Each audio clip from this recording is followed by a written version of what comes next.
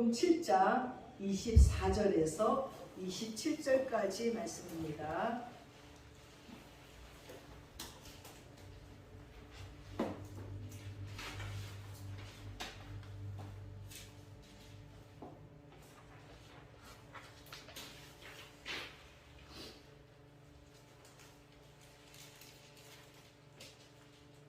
마태복음 7장 24절에서 27절까지의 말씀을 우리 함께 합독하겠습니다.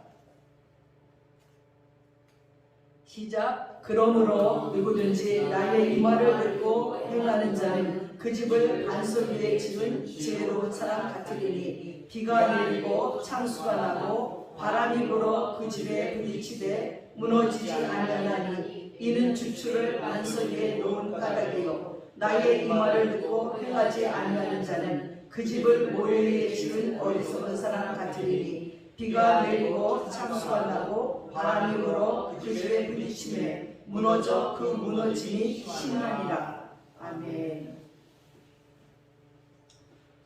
지난 여름에는 얼마나 비가 그렇게 많이 내렸는지요. 끝인가 싶으면 또 폭우고 끝났는가 싶으면 태풍이 온다 그러고 이제 끝났는가 싶으면 또 비가 오고 아주 비가 엄청나게 왔어요. 저는 비를 진짜 참 좋아해요. 그리고 솔직히 빗소리 들으면서 잠자는 게 너무 좋아서 폭우가 치는데도 창문을 열어놓고 물이 막 들어오는데도 그쪽 침대에다 머리를 대고 빗소리를 들으면서 잠을 이루기도 했습니다. 근데 이 비가 그렇게 듣기만 좋으면 좋은데 농작물에 피해를 주지요. 산사태가 무너지지요. 집이 무너져 내리지요. 사람들이 떠내려가지요. 길가에 세우는 차들이 물에 잠기지요. 아니 코로나와 함께 이 안타까운 소식들이 얼마나 많았는지 기도하지 않고는 도저히 견딜 수 없을 정도로 비가 많이 내렸습니다. 그리고 제가 애지중지 가꾸던 텃밭도 침수돼 버리고 말았어요. 그 작은 텃밭인데도요 얼마나 안타깝고 속이 쓰린지 비가 쏟아지는데 우산을 두고 그 중량천 꼭대기 뚝방에 올라가서 거기를 쳐다보니 보이지도 다 잠겼어요. 아유 끝났구나. 저렇게 잠겨버리고 말았구나. 아무것도 없네. 그러면서 안타까워했었습니다. 근데 지금은 또 물이 쫙 빠지고 나니까 구청에서 와서 땅을 파헤치고 거름을 주고 배추와 열무를 심게 했어요. 그래서 배추와 열무를 또 신이 나서 기대하면서 심었는데 아니 이 배추가 시들시들 다 푹푹 껍지는 거예요. 왜 이러지? 그래서 막 물을 주고 살려 그랬더니 지나가는 아줌마들이 아이고 소용없어요. 뽑아보세요. 그 뿌리에 그냥 우리로 말하면 암덩어리가 있어요. 그게 그 뿌리를 딱 묻어보니까 뿌리에 혹이 이렇게 붙은 거예요. 얼마나 징그럽든지요. 아니 도대체 열심히 농사를 짓고 물도 주고 뭐 이렇게 애지중지 가서 보고 아니 그랬는데 이게 뭐야? 아주 실망감을 이루 말할 수가 없습니다. 그러면서 생각했어요. 우리들의 신앙생활도 이렇지 않은가? 하나님께서는 기대하면서 우리에게 은사를 주시고 축복해 주시고 기도마다 들어주시면서 우리를 키우시는데 아니 우리는 암이나 걸려갖고 비실비실해가지고 하나님이 원하시는 열매를 맺지 못하는 그런 자는 아닌가 생각했습니다. 또한 농장하는 친구한테 갔더니 대추를 이만큼 줬어요. 얼마나 맛있는지 신나서 하려고 딱 보니까 이상해 보니까 속안이 다 썩었어. 겉은 멀쩡한데 속은 다 썩었어요. 이번에서 하동에서 밤을 줬잖아요. 얼마나 막 이만하고 너무너무 좋은 거예요. 그 물에다 탁 담았더니 아니 밤이 둥둥둥 뜨는 게 있길래 뜨는 걸 딱 모아놓고 나머지는 이제 잘 이렇게 냉장고에 넣었어요. 근데 이 둥둥 뜬 밤이 너무 탐스러워서 버리기가 아까워서 근데 구멍이 다 이렇게 하나씩 박혔어. 구멍이 잘라보니까 전 깜짝 놀랐어요. 어쩌면 그 밤 안에 벌레가 4마리 5마리가 들었어. 어머나. 그래서 다 잘라봤어. 어떤 건 한 마리 들은 거는 반은 자르고 반은 먹을 수 있어요. 제가 다 잘라봤어요. 야, 막 4마리 5마리 들은 거 너무 징그러워서 보기도 싫은데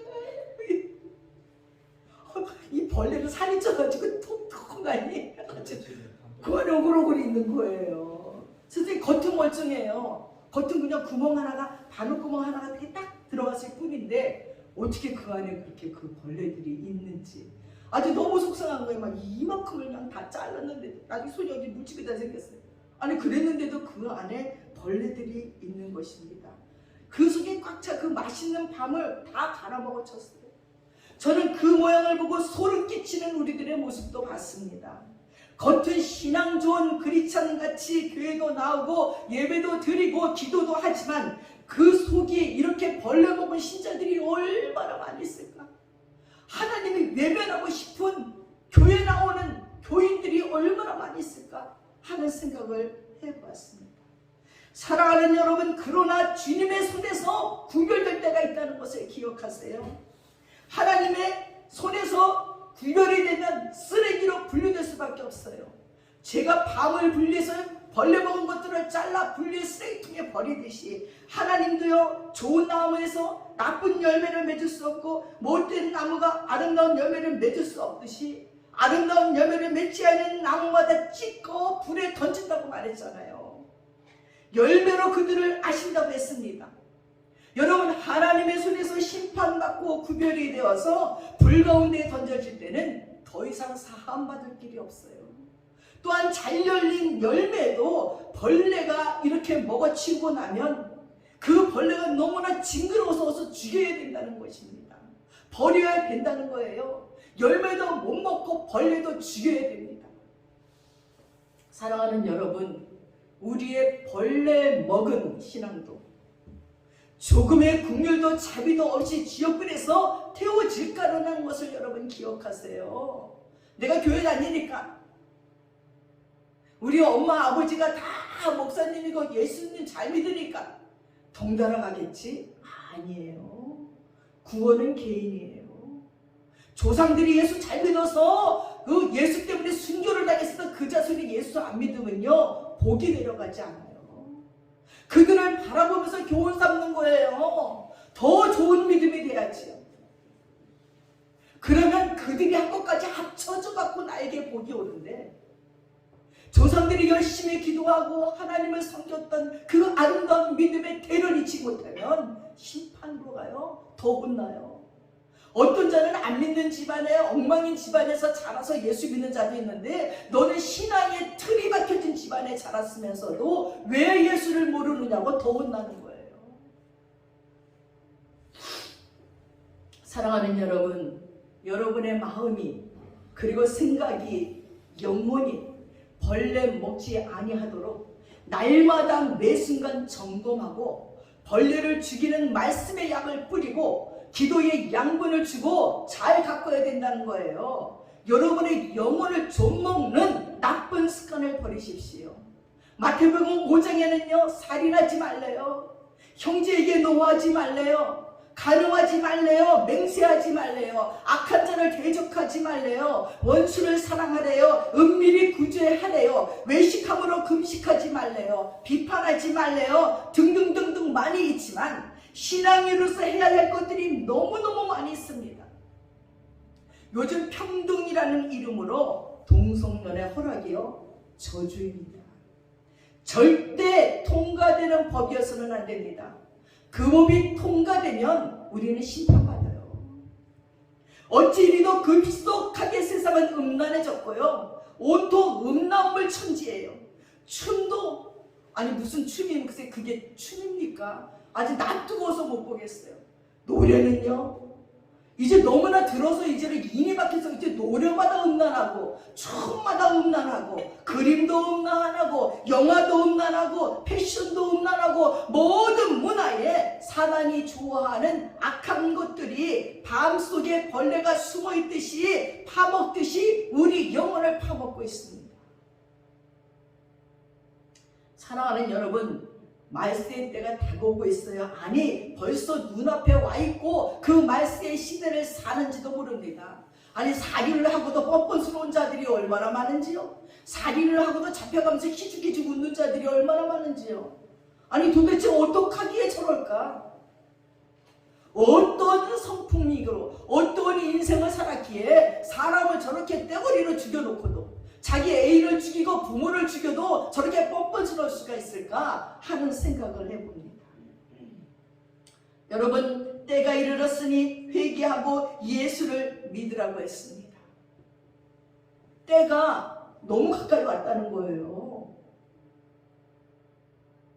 우리에게 이렇게 악이 성행한 것은 예수님이 오실 날이 너무 가까웠고 심판의 날이 너무나 가까워서 이런 일들이 일어나고 있는 것입니다. 얼마 전에 4일날 고 김동길 교수님이 소천하셨어요. 신촌 세브란스 병원에서 별세했어요. 이분은 평생 독신으로 살았어요. 그리고 마지막 죽으시면서도 내 시신을 병원에 기증하라. 그리고 내 집도 기증해버리고 갔어요. 아무것도 없이 칼칼 털고 갔어요. 그분은 늘상 이게 뭡니까? 그러면서 정치를 향해서 쓴소리도 하고 여기저기 쓴소리를 했습니다. 그분이 이게 도대체 뭡니까? 하고 얘기하면 아주 속이 다 시원했었어요. 근데 이분이 어느 날 비행기를 타고 미국을 가는 길에 기내식에서 방송이 나옵니다. 이제 기내식이 전해질 텐데 기내식을 주문하십시오. 기내식 한 상에 $5라는 거예요. 그래서 주문하고 있는데 앞에 군인들이 주룩주룩 타는 거예요. 근데 군인들이 야 $5 그러더니까 야 그냥 참고 가자. 예, 그래서 다들 이제 한 10명쯤 되는 군인들이 눈을 감고 있는 거야.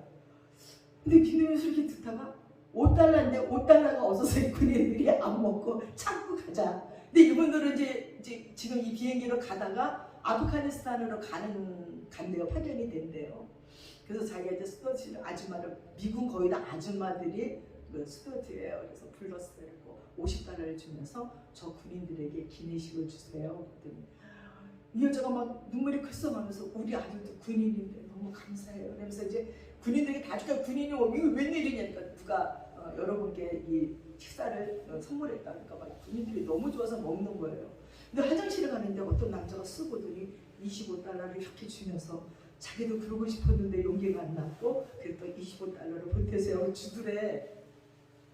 한참 안에 또 기자이 나와가지고 방송에다가 너무 감사하다고 이렇게 우리 군인들을 위해서 식사를 대접하신 분 감사하다고 나하고 또 인사를 하더래. 그것도 이제 내리려고 그랬는데 또 한 아줌마가 오더니 $25를 툭 꾸겨 넣어주면서 고맙습니다 주더래. 근데 마음이 참 기쁘더래. 그래서 이제 내려서 이제 $50가 다시 됐잖아. 그래서 그 군인들에게 가서 가다가 간식 사 먹으라고 주고 왔다는 그런 일합니다. 여러분 얼마나 흐뭇합니까? 그 군인들도 참 그 훈련 받으러 또 나라 때문에 이제 부름받고 가는데 얼마나 마음이 기뻤겠으며 주위에 있는 모든 자들이 다 보고 마음에 느낀 것이 많이 있다는 것입니다. 여러분 이게 바로 저는 정말 아름다운 열매예요. 좋은 나무에서 좋은 열매가 맺어요. 이 김동희 박사는 미혼이었고 그 동생 김옥길 여사도 미혼이었고 그렇게 사시다가 가시면서도 마지막까지도 이 나라를 위해서 얼마나 쓴소리를 하고 얼마나 애쓰며 가셨는지 모릅니다. 사랑하는 여러분, 우리는 이렇게 오늘 본 말씀처럼 우리 인생 위에다 어떤 집을 짓겠습니까? 하루에도 몇 번씩 지었다 부수는 우리 인생의 집들을 어디에다 짓기를 시작하시겠습니까? 아니 올 한 해에는 여러분의 인생의 집을 어디에다가 기초 공사를 하면서 이 1년을 보내고 계시는지요? 우리는 나름대로 계획하고 설계해 보는 이 1년의 모든 프로그램이 여호와 하나님께 맡기며 의뢰하며 짓고 계시는지요? 시편 127편 1절에 이렇게 말했어요. 여호와께서 집을 세우지 아니하시면 세우는 자의 수고가 헛되다고요. 사랑하는 여러분, 활력과 꿈이 넘치는 여러분이 계획하고 설계한 인생의 집이 여호와께서 세우지 아니하신다면 여러분의 수고가 헛되다는 것이에요. 아무것도 아니라는 것입니다. 이미 날아가 버린 비행기 티켓이에요. 제가 이미 날아가 버린 호텔 예약권이에요. 전에요 노예를 갔다가 부산에 호텔을 제가 예약을 했어요. 근데 날짜를 그분이 내가 예약한 게 어떤 분이 예약했다고 줬는데 들어가려고 보니까 안 된대. 돈을 내려. 아니 오늘 예약했는데요. 오늘이 아니라 어저께였는데 어제 우리가 아무리 기다려도 안 왔어요. 그래서 어제는 이미 지나갔으니까 다시 돈을 내래요. 야, 허무하더라고요. 바로 이런 것입니다. 아무리 여러분이 애를 써도 다 지나가 버린 거예요. 쓸 수 없는 주문이라는 것입니다. 사랑하는 여러분, 주님께서는 나의 이 말을 듣고 행하는 자는 그 집을 반석 위에 세운 지혜로운 사람이라고 얘기를 했습니다. 여러분, 우리 주님이 우리에게 원하시는 것이 뭡니까? 짐이라는 어떤 젊은 건축가가요, 사무실을 개업했어요. 근데 사무실을 개업하고 뭐 손님도 없어. 지금 개업했으니까. 근데 사무실을 개업하고 얼마 안 되는 어느 날 아주 당시 부유한 양조업자를 하는 친구가 찾아와서, 아이고 이렇게 설계실을 찾아서 나 집 한 채를 잘 지어주게나, 여기 설계가 있네. 가장 좋은 재료로 그리고 가장 좋은 목수들 모아다가 좀 고급지게 지어달라고 얘기하는 거예요. 처음에는 처음으로 들어온 일이 신이 나서 막 고급으로 막 아주 그냥 꼼꼼하게 막 집을 지었어요. 근데 좀 지나고 나니까 욕심이 생기는 거예요. 아유, 내 친구 부자인데 돈을 좀 내가 뜯어야지. 그래갖고 싼 재료를 쓰고 그리고 삼류 목수들을 쓰면서 집을 졌어요. 근데 드디어 집을 다 져가지고는 친구에게 열쇠를 주고 2,000파운드에 달하는 계산서를 내놓았어요. 그때 친구가 수표를 딱 써서 주면서 다시 열쇠를 주면서, 열쇠를 잘 간직하게, 여기 소유 증서가 있네. 이 집은 자네의 첫 작품이네. 내가 자네에게 주는 선물이니 아무쪼록 이 집에서 행복하게 살기를 바라네 하고 집을 주는 거예요. 여러분, 마음이 어떻겠습니까? 건축가인 이 짐은 새 집에서 그의 겨울을 나는데요, 세상에 습기가 벽에 꽉 차지를 않나, 지붕에서 물이 흘러내리지는 않나, 창틀이 뒤틀려서 황소바람이 불어들어오는 거예요. 그는 긴 겨울 동안 이 양심의 고통과 후회로 시달려야 했습니다. 첫째로 우리는 건축가의 명예를 걸고 인생의 집과 사랑의 집을 지어야 됩니다. 고생하면서 공부했던 젊은 건축가 칭은 그래도 나름대로 희망과 포부를 가지고 그 일을 시작했을 것입니다. 근데 그것을 잘 아는 부자 친구는 그에게 첫 작품을 만들 기회를 줬어요. 그러나 그 짐은 그 행운의 첫 작품을 배신과 졸작으로 먹칠을 하고 만 것입니다. 여러분, 인생이라는 광장에서는 다시 한번 더 할 수 없어요. 판정이 난 패자 인생에선 다시 돌아가서 다시 살 수 있는 기회가 없다는 것입니다. 제가 알고 있는 토탈 미술관이 있어요. 거기 관장님들은 설계사들이에요. 아들들도 하버드를 나오고 인류대학을 나와서 설계사들이에요. 건축가들이죠.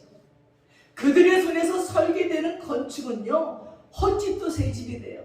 제가 물어봐요. 아우, 저기 백년대 집이 하나 있는데 언제 가실까? 그거 좀 봐주시니까. 그래, 한번 가. 그거 다시 다시 짓지 마. 다시 집을 허가내기도 돈도 많으니까 그냥 그 터에다가 리모델을 쫙 하는 거야. 멋있게. 돈 들일 필요 없어.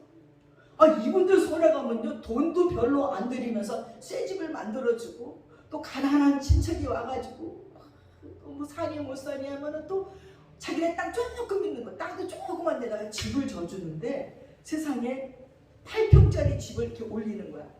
올려가지고 이렇게 해가지고 그걸로 먹고 살겠고, 제주도에다 그렇게 예쁘게 져져가지고 이제 여기서 보면 너무 이쁘니까 하룻밤 자는데 얼마, 그리고 그 가난한 친척이 먹고 살기도 해주고, 그러니까 이들의 손에 들어가면 마법을 행하는 것 같아요. 작은 땅에도 예쁜 집을, 큰 집도 새 집으로 만들어주는 것입니다. 이렇게 건축가의 손에서 멋지고 든든한 집이 설계되고 지어지는 것을 보았습니다. 그러니 우리도 훌륭한 건축가예요. 설계대로 기초 공사를 할 수 있는 때라는 거예요. 인생의 반을 사는데 야, 잘못 살았구나 하면 안 돼요. 청년의 때에 우리 아가페 교회 청년들 바로 요 때가 설계하고 기초 공사를 하는 거예요. 여러분, 63빌딩 처음에 63빌딩이 지어질 때 우리 다 거기 구경 갔어요. 그리고 이런 예화도 있었어요. 어떤 시골에서 온 사람이 63빌딩 보러 온 거예요. 그랬더니 옆에 사기꾼이 있다가, 여보세요, 63빌딩 몇 층까지 갔습니까? 1층 보는데 10,000원씩 내세요. 그러니까 시골 사람이 다 봤는데 3층까지 그냥 안 봤는데요. 3만원 내세요. 막 이럴 정도의 그런 막 유머가 막 돌았어요. 왜냐면 시골에서 온 사람 빌딩을 처음 하고 60, 23층 빌딩 그 다 보면은 이야 63만 원 내야 되니까 세 층뿐이 안 봤어요. 3만 원. 근데 그 빌딩을 진짜 기초공사를 3년 동안 했어요. 그러니 얼마나 소문이 났겠어요. 우리나라에서 기초공사를 3년 하는 빌딩은 없어요. 기초공사를 든든히 하고 그냥 63빌딩이 쫙 올라갈 적에 막 진짜 한국이 무슨 자랑거리인 줄 알았어요. 근데 지금은 뭐 아파트도 3, 40평으로 막 올라가고 무슨 100평, 100층으로 막 올라가고. 그러니 어릴 적에 여러분의 청년의 때에 기초공사를 착하세요. 저는 예수님을 정말 만난 것은 21, 6, 7 됐을 때 같아요. 그때 정말 와 이게 복음이구나. 이게 진짜 예수님이 나와 함께 계시구나. 하나님이 계시구나 하고 내가 느끼는 것부터 제 고등부를 맡아서 반사를 했어요. 일부러. 그리고 특히 고성을 맡았어요. 그리고 내가 불을 찍는 게 니네 지금 예수 만나야지 인생이 바뀌어. 난 너무 늦게 만났어. 난 고등학교 시절이 지나가고 다 지나가서 이제 사회에 나왔을 적에 그때 예수를 만났어. 만약에 니네 말할 때 예수를 만났으면 나는 더 큰 인물이 됐을 거야. 그때 나는 내 인생의 기초를 예수 믿고 잘 쌓았더라면 더 좋았을 거야. 근데 나는 그때 나에게 가르쳐주는 자들이 없었어. 나는 딸로서 맞이였고 누가 나에게 그때 우리 어릴 때는 선생님들이 그렇게 인생의 진로를 가르쳐주지도 않았어요. 그래서 나는 몰랐어. 내 인생을 어떻게 설계해야지, 나에게 있는 은사가 뭔지, 어느 길로 가야 될지 몰랐어. 근데 예수 만나니까 알겠어. 난 예수 만나고 시작하면서 디자이너 됐어요. 하나님 내게 있는 은사가 뭐지요? 그 은사대로 어떻게 살지요? 나는 좋아하는 게 먹거리는 거고요. 막 천을 보고 옷을 만들고 싶고요. 막 이래요. 아니 그랬더니 디자이너의 길을 열어주시는 거예요. 너무 쉽게. 막 하나님께서 사람들을 보내셔요. 보내셔갖고 나는 가만히 있는데 이렇게 인도해. 그냥 인도해. 돈도 벌고 취미생활도 하고 막 멋도 부리고 내 마음대로 할 수 있는 모든 것들을 할 수 있게끔 하시는 하나님이 예수 믿으면서 나는 너무 좋아서 걸어다니는지 날아다니는지를 몰랐어요. 그 예수님을 만나야 우리 인생이 변해요. 그래서 그 예수를 만나야 여러분 지금부터 탄탄한 기초를 세워놓으면 하루하루 지나가면 날마다 더 좋은 인생이 주어지는데 하루하루 엉망으로 살면 날마다 타락하고 엉망이 돼요. 미국에 가니까 클리브랜드라는 도시가 있어요. 나는 클리브랜드가 사람 이름인가 뭐 대통령 이름이에요. 미국 대통령 이름 클리브랜드가.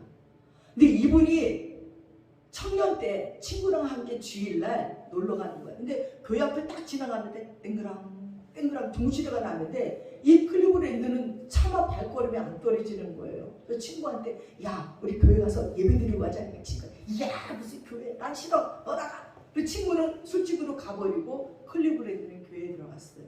그리고 그때부터 거기에서 목사님의 말씀을 통해 은혜를 받고 그때부터 회개하고 정신을 차려서 기초봉사를 하기 시작했어요.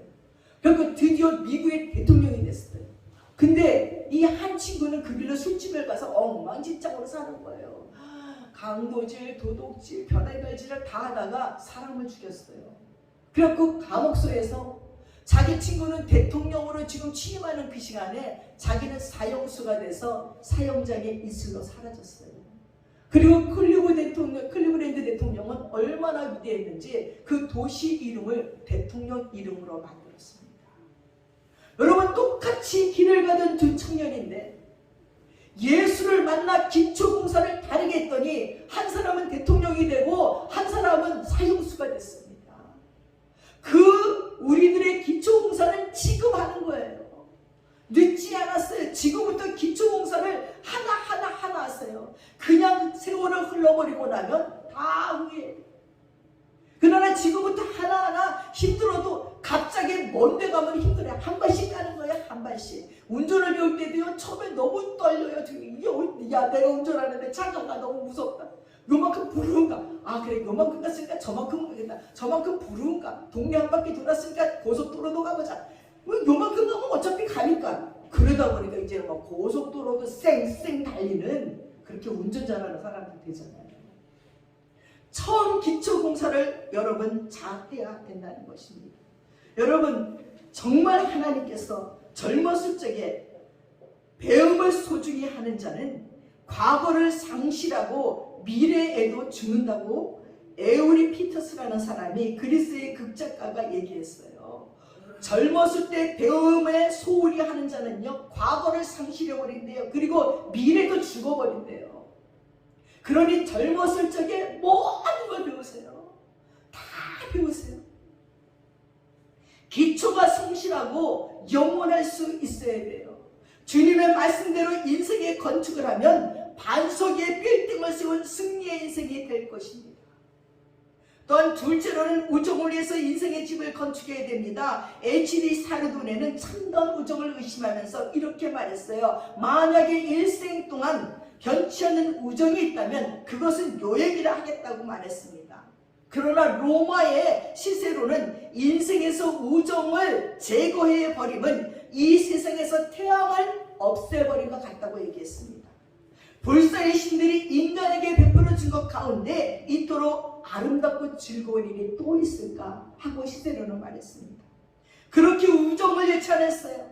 제가 아주 좋아하는 시가 하나 있습니다. 말리기 나서는 길, 처자를 내맡기고 맘 놓고 갈 만한 사람, 그 사람을 그대는 가졌는가. 온 세상이 다 나를 버려서 마음이 외로울 때도 저만이야 하고 믿어지는 그 사람을 그대는 가졌는가. 팥덤배 꺼지는 순간 구명대 서로 양보하며 너만은 제발 살아다오 할 그 사람을 그대는 가졌는가. 불의의 사형장에서 다 죽여도 너희 세상의 빛을 위해 저만은 살려두어라 일러줄 그 사람을 그대는 가졌는가. 잊지 못할 이 세상을 놓고 떠나려 할 적에 저 하나 있으니 하고 빙긋이 웃고 눈을 감을 그 사람을 그대는 가졌는가. 온 세상의 찬성보다는 아니요 하고 가만히 머리 흔들 그 한 얼굴 생각에 알뜰한 유혹을 물리치게 되는 그 사람을 그대는 가졌는가 하고 함석현 씨가 그 사람을 그대는 가졌는가 하는 시를 쓰고, 이 시가 엄청난 파장을 일으켰어요. 얼마나 많은 사람들이 이 시를 외우며 사랑하는 친구들에게 보내주면서 나는 네가 있어 행복하다. 그럼 거기서 나도 네가 있어 행복하다. 이런 답글도 쓰면서 얼마나 많이 이 시가 전파되는지 모릅니다. 사랑하는 여러분, 예수님께서도 친구를 위해서 목숨을 버릴 수 있는 우정을 사랑의 극치라고 말했습니다. 우리의 친구 되신 주님께서 영원한 생명과 그 우정을 위해서 갈보리 십자가를 지시고 그 목숨을 버렸습니다. 이것이 행동하는 신앙, 살아 움직이는 말씀인 것입니다. 그 우정이 바로 더할 데 없는 사랑의 극치입니다. 여러분, 우정이라면 또 떠오르는 아름다운 이야기가 있습니다. 여러분이 모두가 잘 알고 있는 기도하는 손의 그림을 보셨을 줄 압니다. 아주 우정 깊은 가난한 독일의 시골 청년들이 도시로 상경을 했습니다. 이혼지는 둘 다 그림에 소질이 있는 거예요. 그래서 우리 그림 공부를 하자 하고 둘이 도시로 상경했어요. 이 두 사람이 열심히 알바를 하면서 해도 이거 뭐 할 수가 없어요. 일을 하면 지쳐서 피곤하지 언제 그림 공부를 하겠습니까? 그렇게 한참을 지나자 둘이 야 이건 안 되겠다. 우리 둘 중에 한 명은 일을 하고 한 명은 그림을 그리자. 그래서 한 친구가 네가 그림을 공부해라 먼저. 내가 열심히 일해서 네 뒷돈을 대줄 테니까 너는 열심히 그림을 배우고 네가 공부가 끝난 다음에 내가 하면 되잖아. 그래갖고 막 한 청년은 진짜 손이 망가지도록 5만 가지 일을 하면서 그 청년을 공부시켰어요. 드디어 이 청년이 대학을 졸업을 하고 졸업장을 들고 신나게 친구에게 갔어요. 친구, 이제 난 공부가 끝났어. 이제는 자네가 공부하면 되네. 이제 내가 일을 하겠네 했더니 이 친구가 고개를 푹 숙이면서 아닐세, 하던 공부니 자네나 더하게. 나는 이제 그림을 그릴 수가 없네 하면서 손을 내보내는데 온갖 잡일로 손이 다 굳어져 버렸어요. 너무나 거치게 굳어버려서 붓을 잡고 그림을 그릴 수 없게 됐어요. 아마 제가 생각하기에는 터널 증후군, 또 방아쇠 증후군 다 걸려서 그리고 관절이 다 아파서 붓을 잡고 그림을 그릴 수 없을 정도가 된 것 같습니다. 그랬더니 그 친구가 그 손을 잡고 엉엉 울었어요. 그리고 그날 밤이 싶어서 이 친구도 잠을 못 자고 뒤척이고 있는데 창틀에서 불이 새어 나오는데 들여다보니까 친구 방에서 이 친구가 기도를 하는 거예요. 손이 이렇게 모아지다는 거친 손을 이렇게 모으면서 바로 공부하고 화가가 돼가는 그 친구를 위해서 기도하는 것을 보았습니다. 그때 그 친구는 그 친구를 위해서 하나님께 눈물을 흘리면서 기도하고 있는 친구의 손을 자기 눈에 흐르는 눈물을 닦지도 못하고 그 희생의 손을 그림으로 그린 것이 우리가 알고 있는 기도하는 손입니다. 그리고 이 화가는 알브레 히트 뒤로입니다. 여러분 루블 박물관에 가보면 이분의 그림이 얼마나 많은지 몰라요. 아담과 하와, 예수님이 십자가에 못 박히신 그 성화들을 쭉 이 알브레히트 뒤로가 그렸습니다. 그리고 그 그림을 그리지 못하고 그리고 친구를 위해서 희생했던 친구 이름은 한스 나이스 타임이었습니다. 이 기도하는 손의 그림이 아직도 우리들의 마음속에 두 친구의 우정을 감동으로 남아지게 만들었습니다.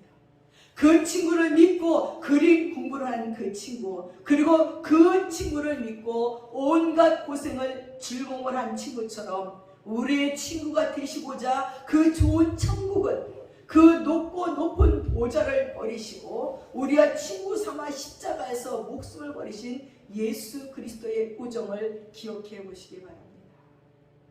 누가 나를 위해서 죽어줄 수 있습니까? 부모님은 조금 그럴 수 있을지 모르지만 친구는 아니에요. 오랫동안 친했다가도 좀 불이익을 주는 것 같으면 다 끝나버려요. 자기에게 모욕적인 얘기 한마디 했으면 관계는 끝나요. 나를 조금 배신했으면 그 친구를 보고 싶지 않아요. 인생을 살다 보니까 친구를 갖는다는 거 쉽지 않아요. 어릴 때부터 우정을 다 쌓아놨어도 커서 이렇게 보니까 자그마한 실망에 돌아설 수 있어요.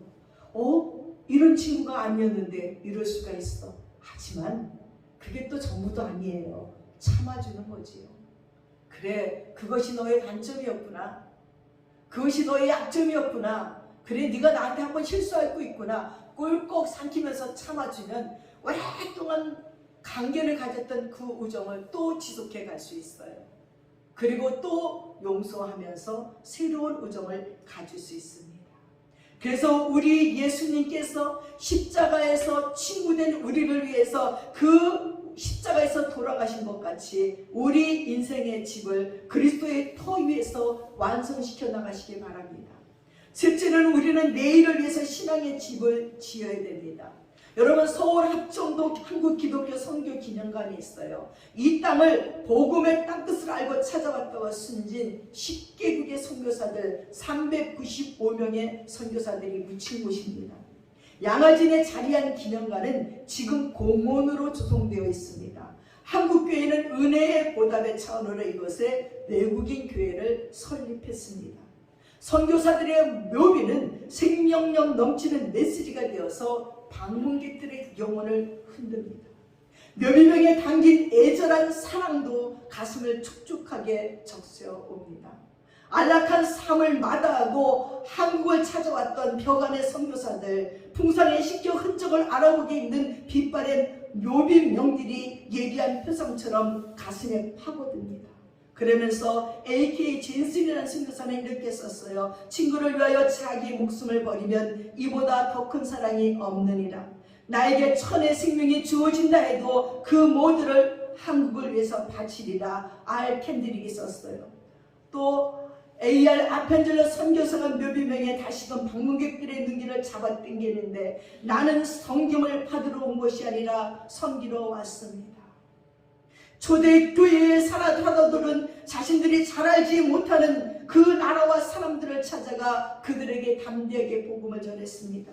주님께서는 지금 우리에게 너희가 은혜를 값없이 받았기 때문에 너희도 값없이 나눠주랍니다. 이런 열매를 맺은 신앙의 집을 짓는 자들이 얼마나 많은지요.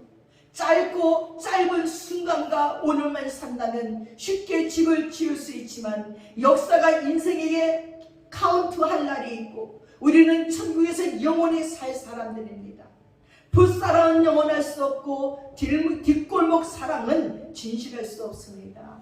순간을 탐하다가 영혼을 놓치는 인생이야말로 가장 큰 것을 잃은 졸작 인생인 것입니다.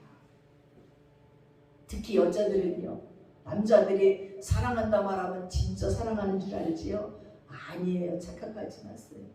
남자들이 사랑한다 말하는 것은 욕망이에요. 사랑에도 역사가 있어야 돼요. 사랑에도 사건이 있고 사연이 있어야 돼요.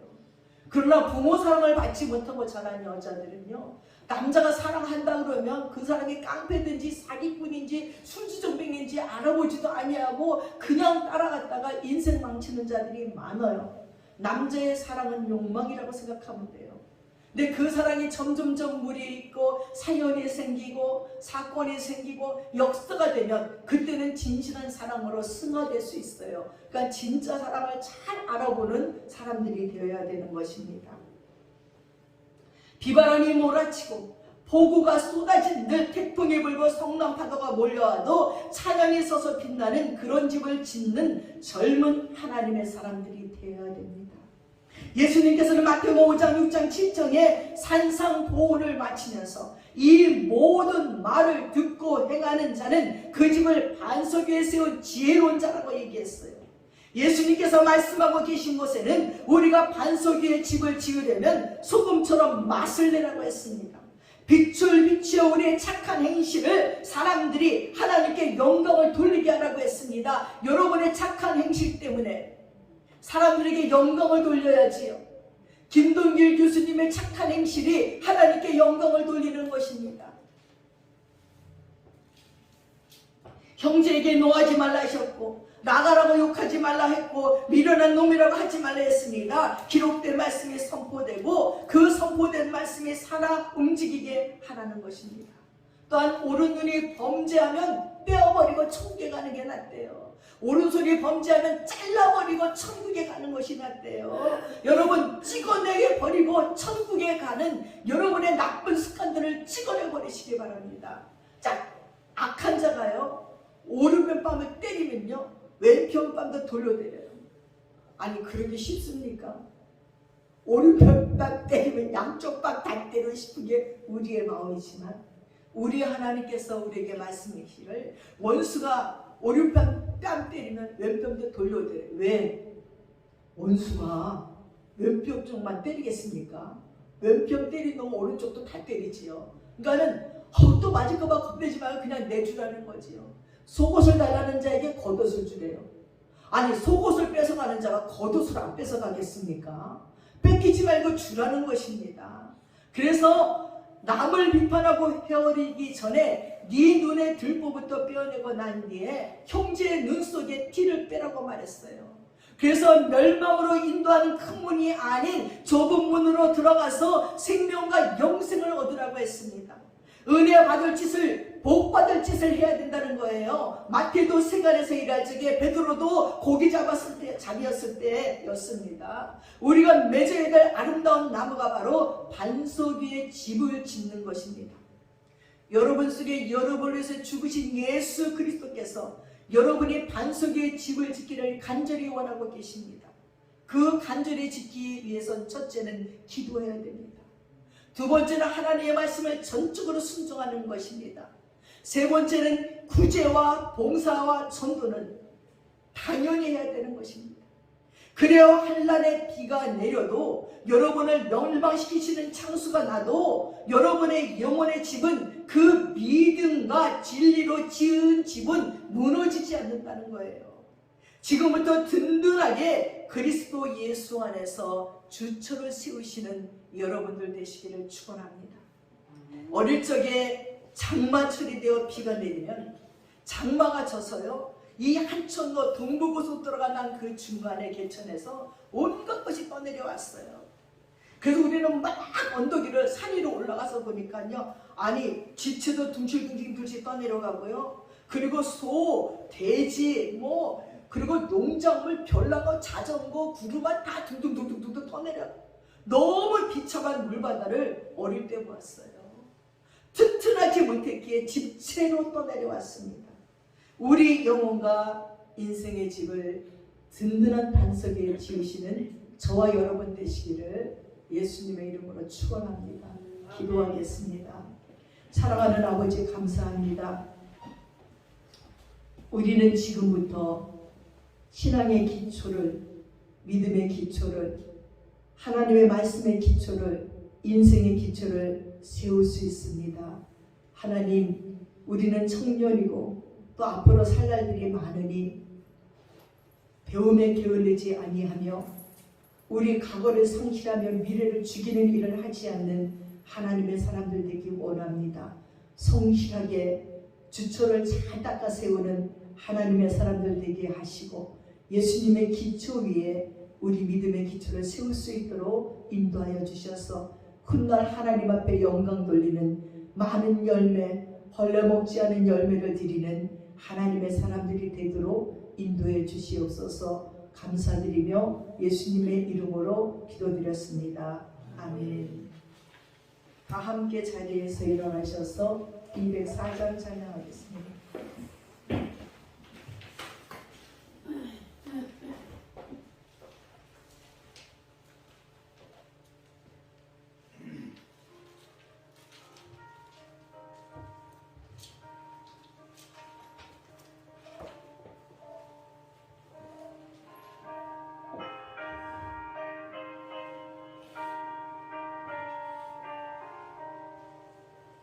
주의 말씀 듣고서 준행하는 자는 반석 위에 터갖고 집을 지은다.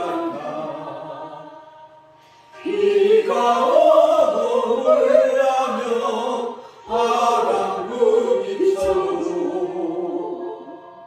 반석에 무너지지 않네. 잘 짓고 잘 짓세 우리 집까지 짓세. 만세 반석 위에가 우리 집까지 짓세. 옛 말씀 듣고도 행치 않는 자들 모래 위에 떠갖고 집을 짓는 같아.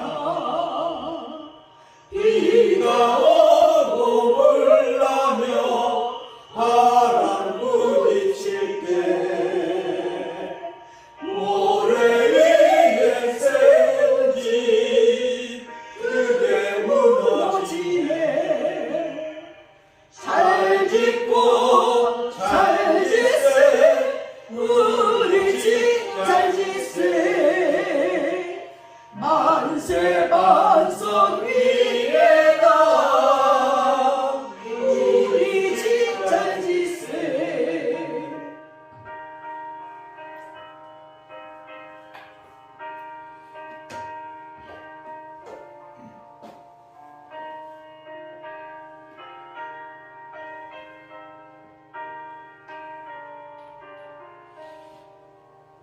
세상 모든 사람들 집을 짓는 자니 한소리가 아니면 모래 위에 짓네.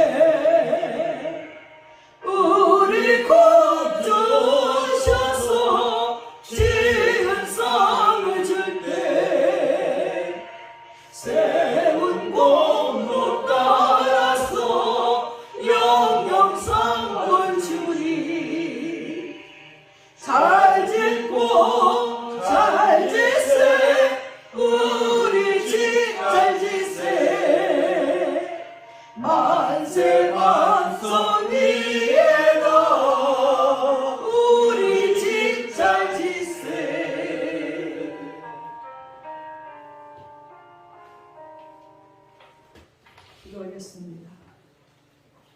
지금은 우리 주 예수 그리스도의 한없는 은혜와 우리 아버지 하나님의 풍성하신 사랑과 성령님의 감동감하시고 교통하시고 축복하심이 이제 반석에다 짓고자 작정하는 믿음의 권속들 머리 위에 이제부터 영원까지 함께 하시옵기를 간절히 축원드리옵나이다. 아멘.